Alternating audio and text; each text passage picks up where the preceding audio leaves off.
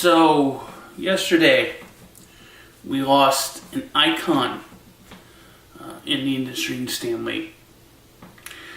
And rather than put just a couple of words in a tweet or on a Facebook message about how I feel, because quite honestly, I don't think neither of those have the real ability to contain my feelings on losing such a great man. When anybody we idolize dies, there's certainly sadness. And then there's also celebration, because we also want to celebrate their life.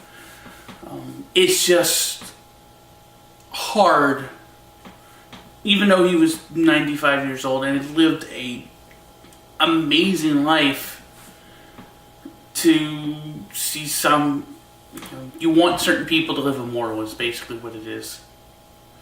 And Stan Lee was one of those people who deserved it. There was nobody more influential than Stan Lee when it came to American pop culture, and not just in comic books. One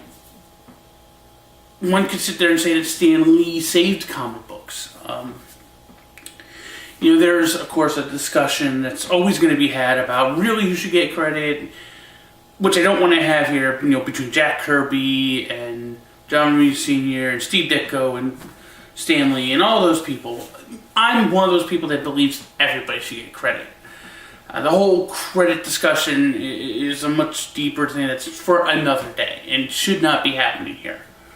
The fact of the matter is, Stan Lee's contributions was much more than just creating Spider-Man and creating Captain America and creating the Incredible Hulk and creating Thor and Iron Man and all of those characters, because he also as an editor, he maintained sort of a guiding hand through those characters' evolutions from their beginning all the way up until the 90s. And even beyond that, that producer credit in the movies that Stan Lee gets, I'm sure is not just, we're just going to put Stan Lee there and, it's an honor for him. I'm absolutely sure that writers or them, they get suggestions from Stan, because Stan was always that type of imaginative, creative mind to sit there and listen to somebody's idea and but what if you did this or did that? And always wanting to support people. And again, I say this not as somebody who's personally met the person, outside of getting to see him at Wizards World 2012, which there's a funny story there, and getting to ask him a question about Hero Man, which we'll talk about in a second. But from all of the tributes and from all of the testimonies that you hear about Stan Lee, it's obvious that he's that type of person. I idolize him as a great Jewish legend. Stan Lee's Jewish, and when you look at his soapbox and sort of the morality plays that he put into Marvel Comics, it may not be obvious to somebody who's never read the Old Testament, the Torah, or for that matter, the Talmud.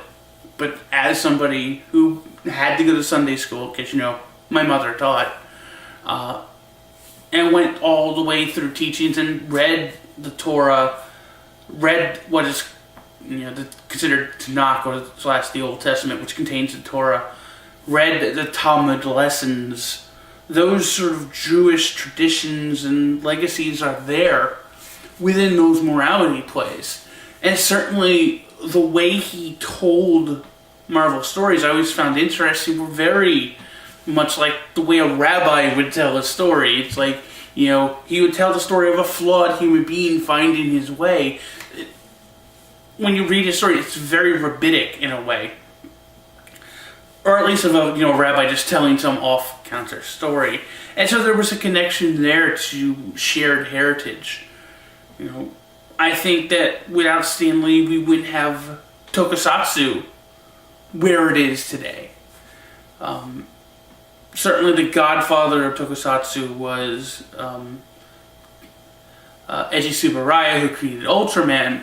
But what really made Tokusatsu take off was certainly the Super Sentai series, which wouldn't have survived if it had not been by the partnership that Toei did with Marvel, where Stan Lee, of course, was the editor-in-chief of Marvel at that time, and had made the decision to partner with them and team up, and that gave us the Japanese Spider-Man television series, which introduced the concept of the giant robot to Super Sentai, along with Battle Fever, which after the not impressive Jackal didn't do as well as Toei hoped, Battle Fever was a tremendous success. And in fact, when you watch Battle Fever, there's Miss America there, and Miss America has sort of Captain America's design, or at least flag design, on her costume. That's directly because of the co-production with Marvel. And with Battle Fever and Spider-Man, it created concepts like the giant robots and different weapons and other things that would ultimately be the foundation for what we know Super Sentai to be today. And for those who don't know what I'm talking about when I say Super Sentai, I'm talking about the series that was used to basically create Power Rangers. It's the series in which the footage, particularly fight footage, is used in Power Rangers. And we wouldn't have Tokusatsu just wouldn't be the thing it is today without the influences and the ideas put into the series of Spider-Man and Battle Fever. So he saved comic books because, again, as everybody's talked about, the introduction along with the help of John Romita Jr., Steve Ditko, and Jack Kirby, of flawed characters and telling those morality tales, really pushed comics in a new light. But more importantly, something I don't think I've heard really anybody talk about, the courage he had. And I'm blanking on the time of the story. It was, I believe, in the 70s. It could have been in the 80s, but I believe it was in the 70s, where, the drug storyline where Harry overdosed. Not many people even remember now of the comic code, particularly with the influx of fans. But the comic code was this code that was introduced by the comic book companies, a sort of self-regulation after the really bad trials of Friedman. I'm blanking on the name, but I'm blanking on the name of the psychiatrist who, it was like Temptation of Children or something like that. I'm completely blanking on the name, but it was basically the series of trials among Congress that said comic books are rotting kids' minds, and these really false ideas that forced, comics, to have this code to where you couldn't talk about drugs, you couldn't talk about anything that was considered controversial at all. No nudity, no sexuality. You couldn't have gay people, you couldn't have lesbians, you couldn't have transsexuals, you couldn't have violence, you couldn't have anything. And it really put a lot of restrictions on what could be in comic books. And Stan Lee was the first one to say to hell with this code, when he told the story of Harry's overdose, which was this tremendous story that there have been many people who have said that story has helped, them deal with their issues of drug use. And it was this very compelling and personal story that touched a lot of people. And it's because Stan Lee was one of the first to say to hell with the code and just do it and dare to face their wrath, which he ended up not. Or at least not completely, to my memory.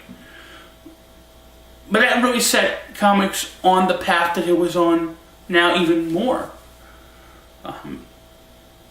I could talk about the iconicity of the characters to where, particularly with the Marvel Universe, and the fact that they are these great movies that are making millions and millions of dollars.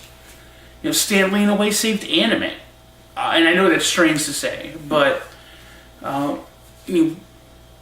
really when you look at anime had touched this sort of dark, angsty period from like 2006 to 2010 2009, going into 2010, to where DVD sales went down, a lot of companies went out of business, a lot of people thought, well, this is the end of the anime fad.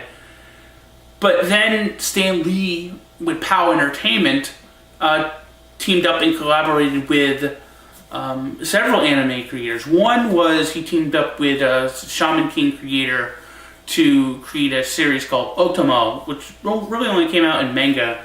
And it wasn't as successful, but he also teamed up with Bones, and they created a series called Hero Man. Now, if you've not seen Hero Man, you can check it out on Crunchyroll. But Hero Man was just this wonderful love letter to American pop culture, American science fiction, comic books. And when I learned about Zeph, I turned on a couple episodes, and really it's a love letter to Stan Lee as well.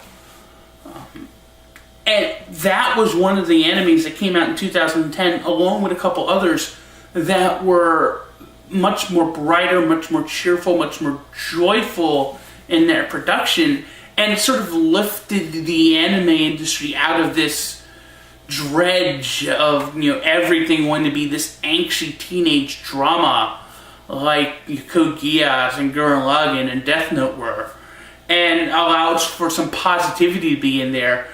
And it added diversity back into the hundreds of anime that Japan releases every year. And ever since then, there's been sort of this refueling and re-rise of anime. And of course that coincided with a lot of other things, but that was one integral part of it. And Stan Lee was responsible for that, because I'm sure working with his company, he had to give the go-ahead. And I'm sure that he maybe gave, again, like I said, heard the idea, gave a couple suggestions, worked them. There's so many things. I mean, I could bring up the fact that if it wasn't for Stan Lee, we wouldn't have Stripperella, which, if you've ever seen Stripperella, the people who worked on it put way too much effort into it, and it was way better than it had any right to be. But again, just Stan Lee going to a strip club, seeing a stripper, and he comes up with an idea which turns into gold because the right people work on it. I think that's ultimately the power of Stan Lee, is that Stan Lee has such a vivid imagination that he'll just come up with ideas for anything. And because of that he's Stan Lee, there are people who do good work who I want to work with him, and can take that idea and mold that idea, and they come up with something amazing. There's so many universes we have to thank for Stan Lee. There's so much stuff we have to thank for Stan Lee. Just because he had the courage to sit there and say, that's good, but what if you did this?